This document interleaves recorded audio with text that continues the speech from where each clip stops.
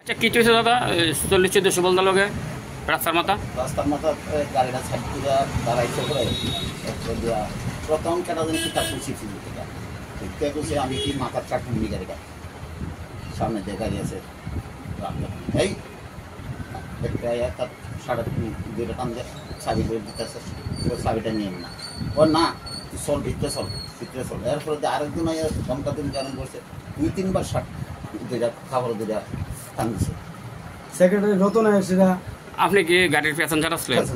আচ্ছা কিটা হয়েছে? সেক্রেটারি রতন আয়াসিরা এখানে আমার এই সরে দাঁতটি ফেলে দেন তুই কথাটা কিতা বলি আমি যদি দেখেন তার আমি খারাপ কিছু না কইছিস গাড়িটা যদি এত বড় স্ট্যান্ডার থেকে একটা সাইকেল না রাখতে পারে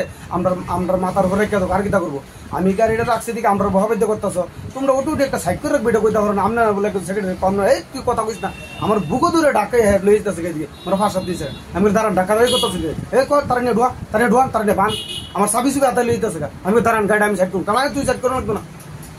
আমরা সাইড করুন আমার সাবি সুবি লাগে বুকো ধরে আসছিল হ্যাঁ বুকো ধরে টাইম লই যেতেছে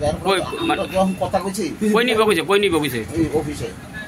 বুকো ধরে একটা সেক্রেটারি এভাবে কথা কইতে এরপর তো তখন রতন দাশগুপ্ত আসলো শিওর এ বেটা নিজে এই কাজটা করছে আমার সাথে আমি বলি দাদা আপনি এটা কেমনে করেন বলইলাম আমার দুই কথা কোন বুঝেন আমরা প্যাসেঞ্জার আমি গাড়িটা সাইড করে নিলাম তা আপনি প্যাসেঞ্জার গাড়ি না ঠিক আছে এবারে এই বড় কাজ করতে পারিনি এবারে